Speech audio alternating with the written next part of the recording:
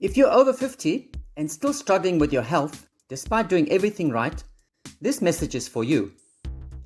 I work with people who are intelligent, disciplined, and proactive.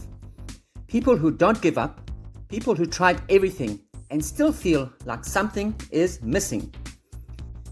Here's what most people were never told. Your body doesn't heal because you try harder. It heals when the correct signals are restored. Inflammation must calm first. Energy must return. Detox pathways must open.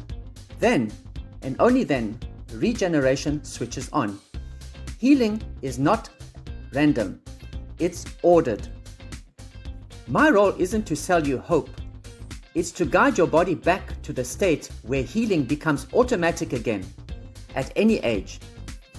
If you're ready to understand why your body hasn't recovered and what to do next, you're in the right place.